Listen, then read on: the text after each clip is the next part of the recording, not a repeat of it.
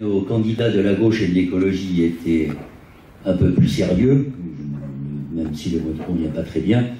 Ils devraient d'ores et déjà mettre en cause ce qu'a évoqué Gérard tout à l'heure, ce système présidentiel qui fait que l'on cultive ces différences plutôt que ce qui nous rassemble et qui conduit à la confusion dans laquelle nous nous trouvons. Non, moi, ce qui m'intéresse, c'est d'avoir écouté Anna, parce que la génération à laquelle j'appartiens, qui a pris beaucoup de coups, notamment les écologistes, qui ont souvent été considérés comme les partisans de la bougie contre le progrès, qui étaient des marchands d'apocalypse, qui ont quand même contribué à polliniser la société, qui fait qu'aujourd'hui les questions écologiques ou les questions que pose l'écologie sont au cœur des débats que nous pouvons avoir.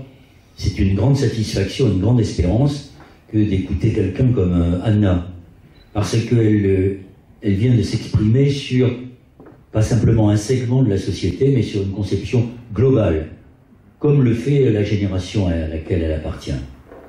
Une partie de cette génération. Anna, ce qui est encourageant, elle n'a parlé au nom d'aucun parti politique.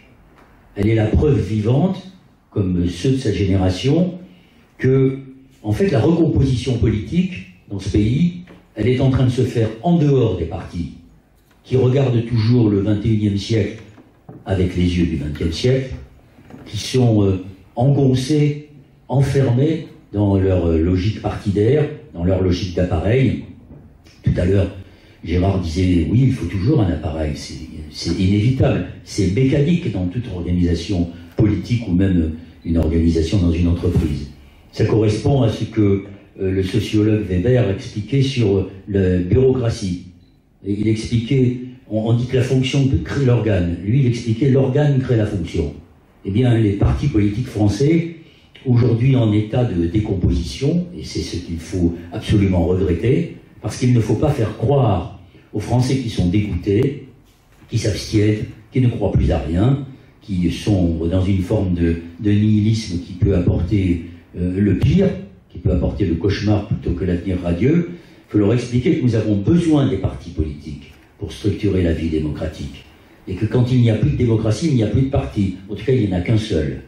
Et que si nous voulons défendre notre vitalité démocratique, il faut aussi défendre l'existence des partis politiques. Mais pas comme ceux que nous avons aujourd'hui, qui sont finalement complètement dépassés et qui d'une certaine manière sont hors sol. Ceux qui ont les pieds sur terre, c'est la génération d'Anna. Ce qui est intéressant, c'est de dire, et c'est de voir que ce qu'on appelle cette génération climat, elle n'est pas simplement engagée dans le combat contre le dérèglement climatique, contre ce que le GIEC appelle la décennie critique. Par rapport à ma génération, à celle de Gérard, elle a intégré une notion qui n'était pas, que nous n'avions pas intégrée dans notre logiciel politique, si je puis dire, c'est celle de l'urgence. Et d'une certaine manière, elle illustre de façon beaucoup plus radicale ce que Hulot avait dit au lendemain de son départ du gouvernement. Il avait dit « Je n'accepte plus la politique des petits pas ». Et cette génération-là, elle ne veut plus des petits pas, elle ne veut plus des hésitations des partis politiques, elle ne veut plus de la confusion.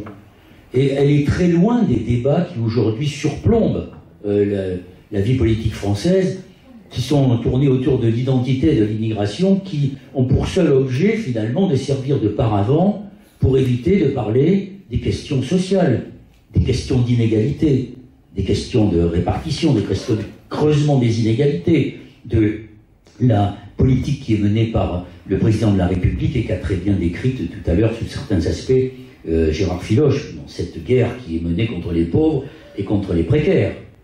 Mais en effet, nous sommes dans des sociétés où nous nous sentons tous vulnérables, fragiles, précarisés.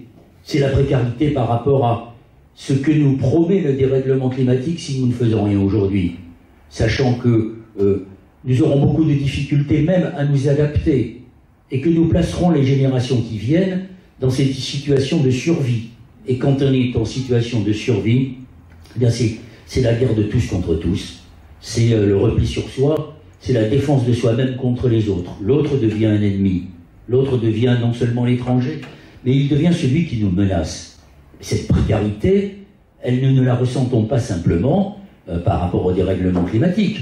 Nous l'avons ressenti à travers ce que l'on peut considérer comme un fait social total, qui est la pandémie, et avec laquelle nous vivons tous, mais elle nous a tous touchés individuellement. Nous avons vu de près ce que pouvait être un fait, une menace, liée d'ailleurs, pas simplement au dérèglement climatique, mais à la question de la prédation, à la question de société de la voracité, de sociétés qui gagnent de plus en plus sur le monde sauvage, qui est porteur de pathogènes, de gènes qui ne sont pas pathogènes pour lui, mais pathogènes pour nous. Et quand on regarde, il ne faut pas se contenter de se plaindre et de pleurer sur le fait que l'on est en train de détruire la forêt amazonienne.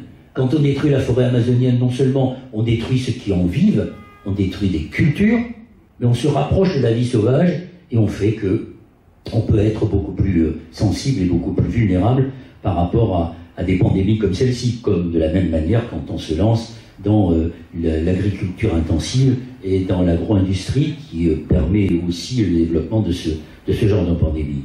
On est aussi précaire par rapport à son travail. Gérard l'a très bien expliqué tout à l'heure. Quand on entend le président de la République, face à une situation qui est compliquée pour tout le monde, choisir comme principale cible celui qui n'a pas de travail, celui qui est chômeur, c'est-à-dire le pauvre, c'est-à-dire le plus précaire, faire croire qu'il suffit de traverser la rue pour trouver un travail. Mais quel travail? Un travail de précaire, un travail sous-payé, un travail où vous êtes bien souvent dans une situation de famille monoparentale, donc principalement des femmes, où on vous propose un travail où vous allez le matin, travailler le matin, repartir chez vous l'après-midi, surtout si vous habitez loin de votre travail, et puis revenir le soir. Dans la culture, qu'est-ce que c'est que le statut d'intermittent et comment peut-on le vivre? Mais cette précarisation du monde qui se trouve dans tous les secteurs, elle est aujourd'hui un prétexte pour beaucoup de nous promettre qu'on vivra mieux demain en refusant celui qui ne nous ressemble pas, en s'inventant des ennemis de l'intérieur et en considérant l'autre comme une menace. Ça, nous ne pouvons pas l'accepter. Et est-ce que les partis politiques aujourd'hui sont capables de produire un contre-récit par rapport à celui qui nous est imposé, et dans lequel la gauche et la droite ont une responsabilité collective? Oui, il y a des coproductions de politique, il y a des coproductions d'imaginaire négatif, d'imaginaire du cauchemar, d'imaginaire qui mine la société, qui mine nos principes démocratiques, qui porte atteinte à nos totems républicains. Est-ce que l'on peut accepter que les partis politiques qui sont dans le champ qui nous est offert aujourd'hui continuent finalement de sombrer dans cette spirale qui consiste à réduire la politique au plus petit dénominateur commun? Gérard, comme moi, d'une certaine manière, là où j'étais, nous avons combattu contre une gauche qui s'est laissée entraîner dans le libéralisme, qui s'est laissé entraîner, y compris d'ailleurs ceux qui aujourd'hui se transforment comme des petits ayatollahs qui montrent du doigt ceux qui acceptent l'idée que l'on pourrait remettre en cause notre politique coloniale et de savoir ce que la colonisation a entraîné dans notre imaginaire collectif. Quand parler d'intersectionnalité deviendrait maintenant un crime, et quand on parle d'intersectionnalité, alors on devient un islamo-gauchiste. Mais est-ce que l'on va laisser continuer ces néoconservateurs, ayatollahs, petit McCarthy qui nous montre du doigt, défendre une conception religieuse de la laïcité? Nous savons ce qu'est la laïcité, c'est 1905, point barre. Est-ce qu'on va les laisser remettre en cause cette montée qui n'est pas une montée identitaire, mais qui est une revendication qui est absolument indispensable, qui est nécessaire, qui a commencé dans les années 70, qui a été éteinte? Anna en a parlé tout à l'heure. Anna, elle se reconnaît aussi bien, et elle l'a dit avec force tout à l'heure, dans les revendications féministes, dans les revendications écoféministes, un mot que les journalistes ont découvert, l'écoféminisme, grâce d'ailleurs à Madame Sandrine Rousseau, qui a très intelligemment été en phase avec ce que cette génération demande, qui est non seulement concernée par la question du dérèglement climatique, mais qui a une passion pour l'égalité, qui se bat contre toutes les discriminations, qu'elles soient religieuses, de genre, qu'elles soient liées à sa couleur de peau, et qui aujourd'hui sont très ouverts à toutes les minorités. Ils inscrivent, comme je l'ai dit au début de mon intervention, ce combat dans une conception globale. Et l'écoféminisme fait partie de cela. C'est une forme de radicalité. Mais l'écoféminisme, enfin, les journalistes, j'ai été journaliste pendant longtemps et c'est mon seul métier, sont frappés d'amnésie, ou en tout cas d'acculturation. Parce qu'ils ont décalé entre le premier et le deuxième tour de la primaire, il y a eu de beaux débats formidables. Ils avaient un joujou tout neuf. L'écoféminisme, et la radicalité. Alors on a fait plein de débats autour de ça. Enfin, l'écoféminisme, c'est une expression qui a été inventée par une Française, qui était militante du MLF, qui s'appelait Françoise Daubonne, et qui en 1974 a écrit un livre, Le féminisme ou la mort. C'est elle qui a défini ce qu'est l'écoféminisme. Mais l'écoféminisme, il n'a pas attendu Sandrine Rousseau à la primaire des écolos. L'écoféminisme, il vient de loin, il vient même de l'autre côté de l'Atlantique.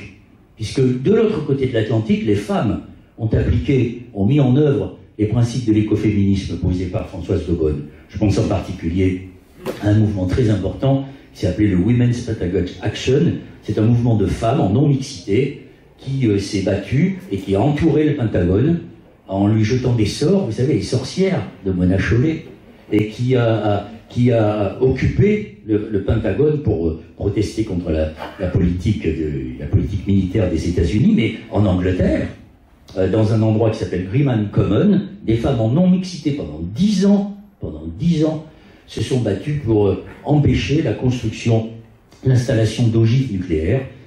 Elles ont gagné, elles ont mis 10 ans avant de gagner, et aujourd'hui, cet endroit est devenu une réserve de biodiversité, comme l'est le bocage de Nantes, après la bagarre de Notre-Dame-des-Landes.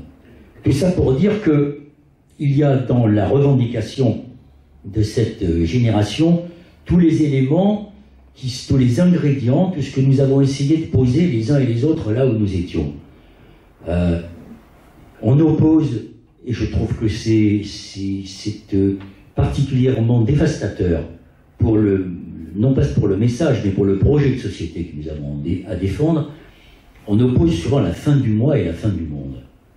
Mais est-ce que pour celui qui est victime de précarité énergétique, et quand on est victime de précarité énergétique, on est victime de précarité dans le travail, est-ce que pour ces personnes-là, qui, comme le disait un rapport du médiateur de la République, ils ne savent pas comment finir le mois à 20 € près, est-ce que pour ces personnes-là, chaque fin du mois ne ressemble pas à une fin du monde? Et est-ce que la gauche dans son ensemble, écologiste compris, nous n'avons pas justement à expliciter le fait que les questions environnementales sont indissociables des questions sociales, et que les victimes d'injustice sociale sont les premières victimes d'injustice environnementale? Ce ne sont pas les pauvres qui habitent auprès des périphériques.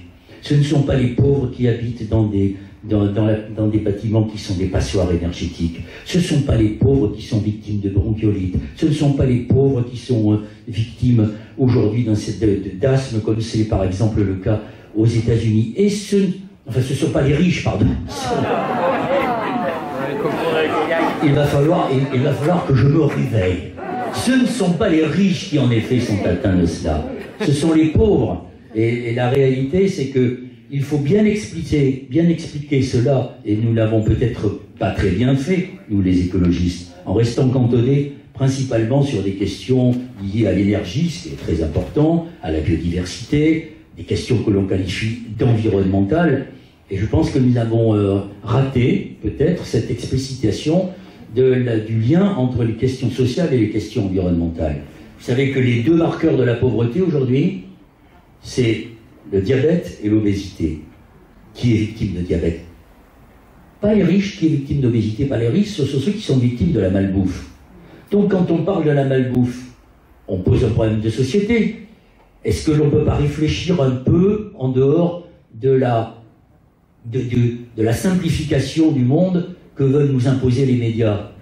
Cette conception binaire. C'est Bush qui dit « je vais faire la guerre du bien contre le mal », déclenchement de la guerre d'Irak. C'est Sarkozy qui vous dit « travaillez plus pour gagner plus ». le chômeur contre le travailleur, l'islam contre la République. Et pardonnez-moi, le monde n'est pas binaire. Le monde, il est complexe. Et la noblesse du journalisme, comme la noblesse de la politique, c'est d'expliciter la complexité du monde. Et quand on regarde, quand on vient nous rabâcher, parce que l'écologie, contrairement à ce qu'on pourrait croire, ça ne réunit pas, ça ne rassemble pas. En tout cas, pas aujourd'hui. Parce que l'écologie, elle a des adversaires, elle a des ennemis résolus, des gens qui sont prêts. Le greenwashing, c'est terminé, c'est encore autre chose. Aujourd'hui, vous avez des gens qui remettent en cause l'action de l'homme sur le dérèglement climatique, et vous avez des groupes, qu'il s'agisse de groupes pétroliers, de groupes pharmaceutiques, de groupes financiers, qui sont très résolus contre les écologistes. Vous avez même un président de la République qui va céder devant un tout petit lobby, le lobby des motards en colère. Il a accepté que l'on ne procède pas à des contrôles techniques sur les 2 roues motorisées. Vous imaginez le patron de Total Énergie et de quelques autres grands lobbies, comme il doit se battre les flancs en se disant, s'il a cédé à un petit lobby comme celui-là, alors nous avons encore beaucoup de chemin devant nous et nous allons pouvoir agir librement et faire comme par exemple le fait Total Énergie aujourd'hui, tout en jurant la main sur le cœur qu'ils sont plus verts que verts, qui ont un projet d'exploitation de gaz en Tanzanie et en Ouganda. Et il y a d'ailleurs une jeune femme qui a l'âge de Anna, parce qu'aujourd'hui la citoyenneté écologiste, elle est à l'international. Cette jeune femme, elle se bat avec force en Tanzanie contre Total Énergie. Je disais ça parce que quand on parle par exemple, de la malbouffe et de l'obésité, et qu'on nous dit, mais l'écologie c'est punitif. Mais qu'est-ce qui est punitif aujourd'hui? C'est ce que proposent les écologistes et la gauche, ou c'est le statu quo, ou c'est ce que nous vivons? Mais aujourd'hui, les utopistes, ce sont ceux qui défendent le statu quo, ceux qui veulent que rien ne change, ceux qui veulent, qui nous expliquent que l'on va pouvoir lutter contre le dérèglement climatique, réduire les gaz à effet de serre que nous produisons dans le monde entier, sans rien bouger, c'est-à-dire en continuant à consommer comme avant, business as usual, et en continuant d'ailleurs de se protéger nous-mêmes et de continuer d'exploiter les pays qui aujourd'hui sont les premières victimes justement des effets du dérèglement climatique, alors que ce sont eux qui produisent le moins d'effets de serre, que l'on va continuer d'exploiter, dont on va continuer d'exploiter les matières premières, c'est ce qu'on appelle l'extractivisme, dans des endroits qui pourraient être consacrés à l'agriculture vivrière, qui permettrait de nourrir ces personnes. Est-ce que l'on va continuer à exporter nos pollutions, de sorte que ça nous permettra de dire, ah ben, regardez, les chiffres, ils sont en notre faveur, on a même réduit notre gaz à effet de serre, on oublie simplement de dire que, comme le disait le sociologue allemand, malheureusement disparu trop tôt, Ulrich Beck, sur la société du risque, maintenant on ne partage plus les risques. Hein, les risques, on les fait porter chez les autres, et on s'en fout puisque c'est loin de chez nous. Ben, je reviens à cette histoire de l'obésité. La malbouffe, c'est lié à un type d'agriculture, c'est lié à un type d'agro-industrie. Si ça, on le fait évoluer dans un sens qui est plus respectueux de l'environnement, plus respectueux de la santé et plus respectueux des paysans, ben, non seulement on rendra la vie des gens meilleure, on provoquera moins de maladies et ça coûtera moins cher à la société, puisque ceux qui sont victimes de malbouffe ou d'obésité ou de diabète, il faut les soigner, ça coûte à l'ensemble de la société. Je donne ces exemples parce que je voudrais ici dire que pour moi, il ne peut pas y avoir chacun dans son silo. Il ne peut pas y avoir les écologistes d'un côté, la gauche de souche, si je puis dire, de son côté, et puis le reste. Non, il faut qu'on sache trouver les moyens de notre rassemblement. Moi, je suis d'accord avec Gérard, avec Anna, avec la primaire populaire. Je regrette qu'on en soit qu'à 150 000 signatures. La primaire des écolos en a fait 120 000. Donc la primaire populaire ne peut avoir de sens politique que si on va beaucoup plus loin dans le nombre de signatures. Et je terminerai en disant que ce n'est pas des partis politiques qu'il faut attendre l'unité. Ça ne viendra pas d'eux, parce qu'ils sont enfermés dans leur logique. Ça viendra de la société, ça viendra de la mobilisation. J'enfonce une porte ouverte en m'adressant à vous, gens de gauche. L'histoire a montré que les sociétés changées par le bas et non pas par le haut, donc par la mobilisation par le bas. Donc c'est la génération d'Anna, mais Anna, elle fait partie d'une jeunesse. On dit la jeunesse, mais non, il n'y a pas. On dit nous n'avons qu'un seul monde. Non, nous n'avons pas qu'un seul monde. Il y a le monde de ceux qui sont nés sous la bonne étoile, le monde de ceux qui sont protégés, puis il y a le monde de ceux que Frantz Fanon appelait les damnés de la Terre. Donc, qu'est-ce qu'on fait pour illustrer ce beau slogan des écolos? Oui, nous n'avons qu'un seul monde, qui implique la solidarité. Si ça implique la solidarité, alors on remet en cause les règles de l'OMC pour la vaccination et on permettra aux pays, aux habitants du continent africain de dépasser le stade des 3% de vaccinés. Et on pourra peut-être lutter avec plus d'efficacité contre la pandémie.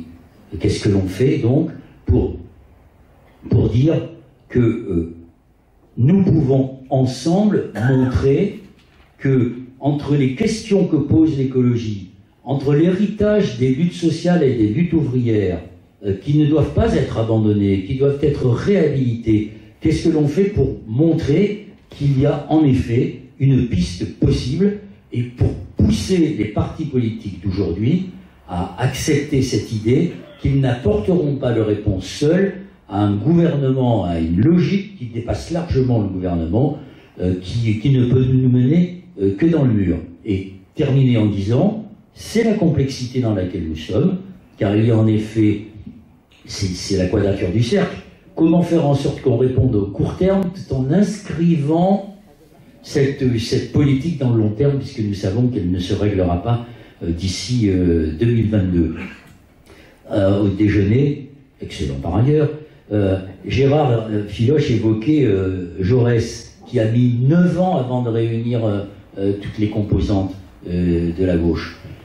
Je ne sais pas s'il faudra 9 ans pour réunir toutes ces composantes. J'espère qu'il faudra que nous mettrons moins de temps. Mais je pense que je ne suis pas sûr qu'on réussisse en 2022. C'est pas parce que nous ne réussirons pas en 2022 qu'il n'y a pas de raison de poursuivre. Et je termine, parce que j'ai l'esprit de l'escalier, il faut savoir répondre à l'exigence, à la demande des amis d'Anna, de cette génération climat très mobilisée, comme à celle qui a l'âge d'Anna, ou un peu plus vieille, qui a entre 25 et 34 ans, et dont toutes les enquêtes d'opinion montrent qu'ils votent majoritairement pour le Front National, pour le Rassemblement National. Comment on fait pour redonner le désir de politique, le goût de la politique et le goût de l'engagement et du réinvestissement citoyen à tous ceux-là qui aujourd'hui ont détourné le regard dans une crise de confiance majeure.